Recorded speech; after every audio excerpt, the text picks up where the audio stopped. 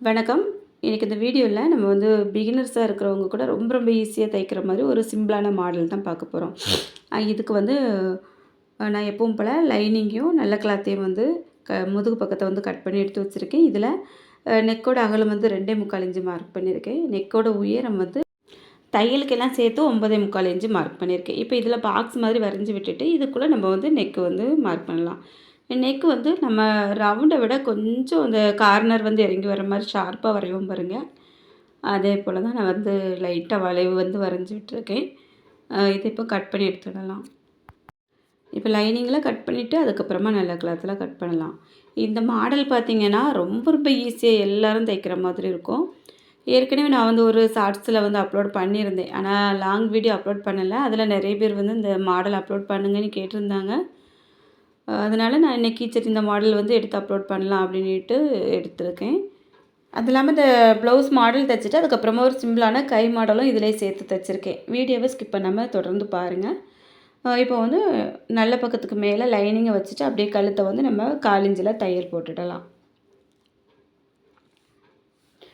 லேசாக மட்டும் அந்த கார்னர் மாதிரி வருது பார்த்திங்களா, அதில் ஊசியை நிறுத்திட்டு அப்படியே திருப்பி மறுபடியும் நம்ம தையல் போட்டு வெளியில் கொண்டு முடிச்சிடலாம்.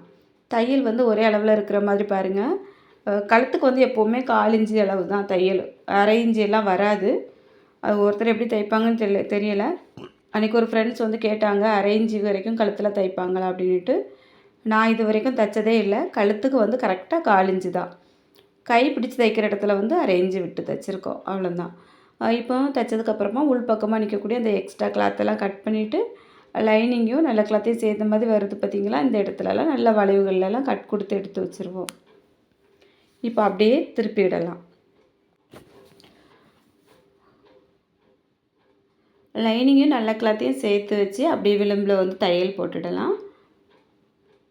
வளைவுகள் எல்லாம் நிறைய வரையலை அப்படிங்கிறதுனால நமக்கு கொஞ்சம் இது தைக்கிறதுக்கு ஈஸியாக இருக்கும்.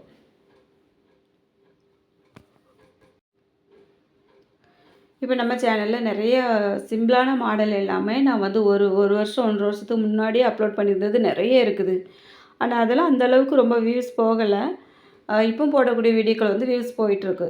ஆனால் நிறைய மாடல் இருக்குது அப்படிங்கிறதே நம்ம ஃப்ரெண்ட்ஸுக்கு தெரியுமா இல்லையாங்கிறது எனக்கு தெரியலை. ஒருவேளை உங்களுக்கு நிறைய சிம்பிளான மாடல் பார்க்கணும் அப்படின்னா பழைய வீடியோக்களையும் போய் பாருங்கள். நீங்கள் அப்படியே ப்ளேலிஸ்ட்டில் போய் நியூ டிசைன் ப்ளவுஸ் அப்படின்னு அதை சர்ச் பண்ணி பார்த்தீங்க அப்படின்னா அதுலேயே நிறைய மாடல் ப்ளவுஸ் வரும். இப்போ பார்த்தீங்கன்னா அந்த நெக் தைச்சிட்டு உடம்பு ஃபுல்லாகவே ஜாயிண்ட் தையல் போட்டேன். இதை நல்ல பக்கமாக வச்சுட்டு அப்படியே 2ஆக மடிச்சுட்டு சென்டர் மட்டும் லைட்டாக மார்க் பண்ணியிருக்கேன். இப்போது இது சாரியோட கிளாத்தில் 3 இன்ச்சு அகலமாக சதுர பீஸ் கொஞ்சம் கட் பண்ணியிருக்கேன். இது ப்ளவுஸோட கிளாத்தில் ஒரு 2.5 இன்ச்சு அகலத்துக்கு சதுர பீஸாக கட் பண்ணியிருக்கேன். இப்போ இது அப்படியே அந்த கார்னரை 2ஐயும் சேர்த்து மடிச்சுட்டு மறுபடியும் அந்த 2 கார்னரும் மடிச்சோன்னா அந்த மாதிரி முக்கோணமாக வரும் இல்லையா, இதை இப்போ தையல் போட்டு எடுத்துடலாம். நான் கொஞ்சம் தான் தைச்சி காமிச்சிருக்கேன். நிறைய தைச்சிருக்கிறது காமிச்சா பெரிய வீடியோ வரும் இல்லையா, அதனால் கொஞ்சமாக தைச்சிட்டு உங்களுக்கு காமிக்கிறேன். அதுக்கப்புறம் இது எப்படி தைக்கிறதுன்ட்டு பார்க்கலாம். இப்போ இந்த மாதிரி மடித்து தையல் போட்டுட்டு அதுக்கப்புறமா நம்ம கொஞ்சம் எக்ஸ்ட்ரா நிற்கக்கூடிய அந்த நூல் பிசுறு அதிகமாக இருக்குது பாருங்கள், இதெல்லாம் கட் பண்ணி எடுப்போம் இல்லையா, அப்படி கட் பண்ணி எடுத்து விடுவோம்.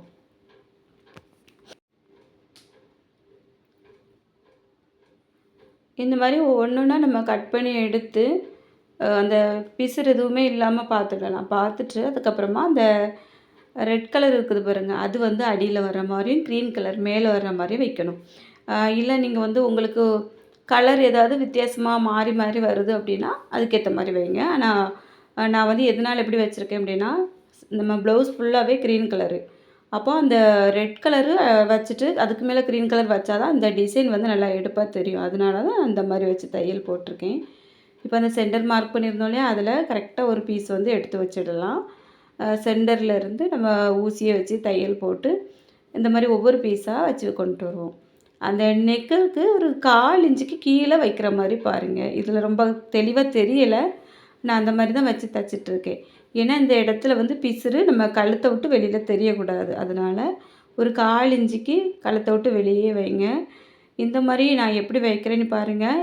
இந்த மாதிரி நீங்கள் வச்சிங்க அப்படின்னா உங்களுக்கு அந்த பீஸ் முடியுது இல்லையா, முடியும்போது அந்த கார்னர் கொஞ்சம் நீட்டமாக இருக்கும். அது அந்த வளைவுகள் வரக்கூடிய இடத்துலலாம் வெளியில் தெரியாத அளவுக்கும் இருக்கும். இந்த இந்த மாதிரி கொஞ்சம் நெருக்கி நெருக்கியே நீங்கள் வச்சுக்கிட்டு வாங்க. அதே போல் அந்த ஷோல்டர் வந்து வரக்கூடிய இடத்துல கரெக்டாக ஒரு 1/2 இன்ச்சு 3/4 இன்ச்சுக்கு கீழே இதை வந்து முடிச்சிடுங்க. அப்போ தான் நல்லாயிருக்கும். ஏன்னா நம்ம முன்பக்கமாக வைக்கிறதா இருந்தால் முன்பக்கத்தையும் ஷோல்டரை ஜாயின் பண்ணிவிட்டு அப்படியே முன்பக்கம் வரைக்கும் கொண்டுட்டு வந்துடுங்க. நான் பின்பக்கம் மட்டும்தான் வச்சுருக்கேன். உங்களுக்கு விருப்பம் இருந்தால் அப்படி வைங்க. இப்போ அதே போல் இந்த லெஃப்ட் சைடுலேயும் நான் வந்து வச்சு தையல் போட்டேன். இப்போ நம்ம சென்டர்லேருந்து ஆரம்பித்தோம் ஒரு பக்கத்துக்கு எத்தனை பீஸ் வச்சுருக்கோமோ அதே மாதிரி இந்த பக்கமும் கரெக்ட் பண்ணி அதே அளவில் வந்து பீஸ் வச்சு தையல் போட்டுருங்க. அப்போ தான் ஒரே மாதிரி பார்க்க நல்லாயிருக்கும்.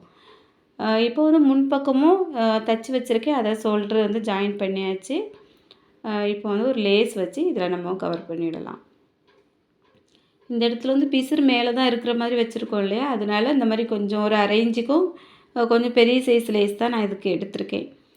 இது வந்து அந்த கார்னராக முக்கா வர்ற மாதிரி இருக்குது பாருங்கள் அந்த லேஸ்லேயும். இது பார்க்குறதுக்கு ரொம்ப நல்லாயிருக்கும். அதனால் இப்போ வந்து கழுத்தை ஒட்டியே வைக்கலாம் இந்த லேஸை. ஏன்னா அதுக்கு 1/4 இன்ச்சுக்கு கீழே நம்ம வந்து இதை இறக்கி வச்சுருக்கோம் இல்லையா, அந்த இடத்துல வந்து இந்த பிசுரை கவர் பண்ணி வரணும். அதனால் அதே மாதிரி அந்த சென்டர் வரும்போது நல்லா ஒரு மடிப்பு மடித்து விட்டுட்டு நீட்டாக தையல் போட்டு கொண்டுட்டு வந்தோம் அப்படின்னா பார்க்குறதுக்கு ரொம்பவே நல்லாயிருக்கும். இந்த மாடல் பார்த்திங்கன்னா பார்க்குறதுக்கு கொஞ்சம் சிம்பிளாகவும் நீட்டாகவும் இருக்கும். ஆனால் வந்து நான் வீடியோவில் ரொம்ப நேரம் காமிக்கலை. ஏன்னா இதெல்லாம் ஒன்று ஒன்றா நம்ம தச்சு கட் பண்ணுற டைம் எல்லாம் கொஞ்சம் அதிகமாக ஆகும். அதெல்லாம் உங்களுக்கு குறைவாக வர்ற மாதிரி தான் காமிச்சிருக்கேன். ஆனால் இந்த லேஸ் வச்சு தைக்கிறத பாருங்கள், நான் வந்து இது நல்லா ஸ்பீட் பண்ணி விட்டு தான் உங்களுக்கு காமிச்சிருக்கேன். ஆனாலும் நான் ரொம்ப பொறுமையாக தைச்சிட்ருக்கேன். காரணம் என்னென்னா நம்ம வந்து இது நெக்குக்கு மேலே தான் இந்த சின்ன சின்ன பீஸ் எல்லாம் வச்சு தைச்சிருக்கோம். அதோட பிசுறு வந்து இந்த இடத்துல வெளியில் தெரியக்கூடாது. அதுக்கு மேலே நம்ம வச்சு தைக்கக்கூடிய லேஸ் வந்து நல்லா கொஞ்சம் பட்டையாகவும் இருக்கணும், ஆனால் வளைஞ்சி வர்ற மாதிரி இருக்கணும். ஒரு 1/2 இன்ச்சுக்கு மேலே இருந்துச்சு அப்படின்னா இந்த இடம் நல்லா கவர் ஆகி வந்துடும்.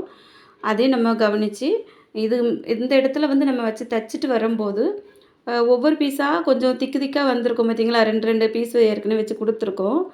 அப்போ அதை வந்து நம்ம மடித்து மடித்து தைக்கும்போது ஒவ்வொரு மடிப்புலேயும் 4 மடிப்பு வந்திருக்கும். 4 கீழே இருக்கக்கூடிய பீஸில் 4, அப்புறம் நெக்கோட பீஸ் அந்த மாதிரி வரும்போது கொஞ்சம் திக்காக வரும். அப்போ இந்த லேஸ் வந்து அதில் வரச்சில் கொஞ்சம் நெளிஞ்சு வர்ற மாதிரி இருக்கும். அதனால் கொஞ்சம் பொறுமையாக நம்ம வந்து கவனித்து தைச்சோம் அப்படின்னா ரொம்ப நீட்டாக வரும். அதனால் இந்தளவுக்கு நான் பொறுமையாக தைச்சிட்ருக்கேன். இப்போ ஒரு பக்கம் நம்ம தையல் போட்டு முடித்ததுக்கப்புறமா இந்த லேஸில் 2வது இந்த லேஸுக்கு வெளிப்பக்கமாகவும் ஒரு தையல் போடணும். அது எப்போவுமே ரொம்ப முக்கியம். இந்த மாதிரி 2வது தையல் போடும்போது இந்த கிளாத்தை ஒரு கை வச்சு லைட்டாக அழுத்தமாக பிடிச்சிட்டு நீங்கள் வந்து தையல் போடுங்க. அப்போ வந்து இந்த இடங்கள் வந்து நல்லா நெளிஞ்சு கொடுக்காம நீட்டாக வரும். இப்போ வந்து ஒரு பக்கமும் இன்னொரு பக்கத்துலேயும் தையல் போட்டு நம்ம வெளியில் எடுத்துடலாம். இந்த மாடல் பார்த்திங்கன்னா ரொம்பவே நல்லாயிருக்கும். ஆனால் நான் இதில் கரெக்டாக ஒரு பாயிண்ட் வந்து காமிக்கவே இல்லை. இது தச்சு போட்டதும் நான் அப்படியே எடுத்து வச்சுட்டேன். கொஞ்சம் அவசர வேலைகள் இருந்ததுனால பிள்ளைங்க வந்து இந்த இடத்துல பீடு ஒர்க்கெல்லாம் வச்சு கொடுத்தாங்க. நான் கரெக்டாக கடைசியில் அதை வந்து எடுக்கக்கு மறந்துட்டேன். ஏன்னா இந்த கஸ்டமருக்கு வந்து டெலிவரி பண்ண வேண்டியது இருந்தது. அந்த அவசரத்தில் அதை சுத்தமாக மறந்துட்டேன். அந்த ஒவ்வொரு முக்குலையும் கொஞ்சம் பெரிய சைஸு கோல்டு கலர் பீடு வச்சு கொறுத்துருந்தது, ரொம்ப நல்லா இருந்தது. அதே போல் அந்த கை வந்து கொஞ்சம் சிம்பிளாக அதுக்கேற்ற மாதிரி நான் வந்து தைச்சிருந்தேன். அந்த மாடலை இதில் சேர்த்து தான் காமிச்சிருக்கேன் பாருங்கள். 2 கை வந்து தைக்கிறத காமிக்கல, அந்த ஒரு கை மட்டும் தைக்கிறத காமிச்சிருக்கேன். இது கடைசியில் வந்து ப்ளவுஸ் தைச்சி முடித்ததுக்கப்புறமா ரொம்பவே நல்லா இருந்தது. ஆனால் எடுக்கக்கு மறந்துட்டேன். ஆனால் நீங்கள் இந்த மாதிரி தைச்சிங்க அப்படின்னா அந்த ஒவ்வொரு கார்னர்லேயும் ஒவ்வொரு பீடு வச்சு தைங்க. அதுக்கப்புறமா அதோட அந்த அடிப்பகுதி மாதிரி வரும் இல்லையா, அந்த கார்னர் வந்து முடிகிற அந்த பள்ளமாக இருக்கும் பாருங்கள், அந்த இடத்துலையும் ஒரு பீடு வச்சு தைச்சிருங்க. ரொம்ப சூப்பராக இருந்தது மாடல். இந்த மாடல் பார்த்திங்கன்னா நான் எல்லாமே வாங்கி வச்சு தைச்சி ஒரு ரூ. 400 வாங்கியிருக்கேன். ரொம்ப சூப்பராக இருந்தது. கைக்கும் அதே மாதிரி தான் வச்சுருக்கேன். இப்போ கை வந்து நம்ம நார்மலாக கட் பண்ண மாதிரிலாம் கட் பண்ணிவிட்டு அந்த லைனிங்கில் ஒரு 3/4 இன்ச்சுக்கு அந்த சென்டர் வரக்கூடிய இடத்துல கொஞ்சம் வளைச்சி கட் பண்ணியிருப்பேன். கட் பண்ணிவிட்டு அதிலையே நம்ம 1/4 இன்ச்சு அளவுக்கு கையில் பிடிச்சி தையல் போட்டுட்டு கட் பண்ணி திருப்பி மறுபடியும் நம்ம நார்மலாக எப்படி தைப்போமோ அதே போல் விளிம்பில் தைச்சிட்டு சுற்றியும் இந்த ஜாயின் தையல் போட்டிருக்கேன். இப்போ அந்த பிசுரெல்லாம் கட் பண்ணி எடுத்துக்கிடணும். இந்த ப்ளவுஸ் வந்து ரொம்ப அவசரமாக இருக்கக்கூடிய நேரத்தில் தான் நான் தைச்சிட்ருந்தேன். அதனால தான் இந்த மாதிரி சின்ன சின்ன நுணுக்கங்களெல்லாம் காமிக்க முடியாமல் ஆயிட்டு. இப்போ நமக்கு தீபாவளிக்கெலாம் பார்த்திங்கன்னா டக்குனு ஒரு அவசரமாக ஒரு ப்ளவுஸ் தைக்கிறணும், ஒரு 1/2 மணி நேரத்தில் ஒரு மாடல் முடியணும் அப்படிங்கிற மாதிரி நீங்கள் வந்து யோசிச்சிங்க அப்படின்னா இந்த மாதிரி மாடல் வந்து தைக்கலாம். ரொம்பவே நீட்டாக வரும். இப்போது இதையும் அந்த கழுத்தில் தைச்சது போலவே 2 பீஸ் வந்து எடுத்து வச்சுருந்தேன் 2 கைக்கும் வைக்கிறதுக்காக. அதுலேயும் 1 இந்த சென்டரில் வச்சு தைச்சிட்டேன். அப்போ அதே மாதிரி அந்த நெக்கில் வச்சுருக்க மாதிரி இதுலேயும் மேட்ச் ஆகுது பார்த்தீங்களா? அதனால தான். அதே போல் இந்த இடத்துல லேஸ் வந்து வச்சு தச்சு கம்ப்ளீட் பண்ணியிருக்கேன். அவ்வளோதான். அ இந்த கார்னர் வரும்போது கொஞ்சம் மடித்து விட்டு அப்படியே அழகா திருப்பி சூப்பராக எடுத்தீங்க அப்படின்னா பார்க்க ரொம்ப லுக்காக இருக்கும். நான் வந்து ஒரு தையல் இந்த மாதிரி போட்டுட்டு மறுபடியும் இந்த லேஸுக்கு வெளிப்பக்கமாக இன்னொரு தையல் போட்டு முடிச்சிருக்கேன். அவ்வளோந்தாங்க. அந்த வீடியோ வந்து கடைசியில் காமிச்சிருந்தேன் அப்படின்னா ரொம்பவே திருப்தியாக இருந்திருக்கும். எனக்கே கொஞ்சம் ஒரு மாதிரி தான் இருக்குது. ஏன்னா ஒரு சில நாட்களில் அவசர வேலைகளில் இந்த மாதிரி தான் நடக்கும். நிறைய வீடியோக்கள் வந்து பாதி டைம் எடுத்திருப்போம். மீதி டைம் வந்து எடுக்க முடியாமல் கூட உங்களுக்கு காமிக்க முடியாமலாம் ஆகியிருக்கும். அந்த மாதிரிலாம் நடக்கும். இன்றைக்கி நான் வந்து அதில் எந்த மாதிரி பண்ணால் நல்லாயிருக்கும் அப்படிங்கிறதெல்லாம் சொல்லியிருக்கேன். இந்த வீடியோ வந்து உங்களுக்கு பிடிச்சிருக்கும் அப்படின்னு நினைக்கிறேன். பிடிச்சிருந்தா எப்படி இருந்ததுன்னு சொல்லுங்கள். மறக்காமல் ஒரு லைக் கொடுத்துருங்க.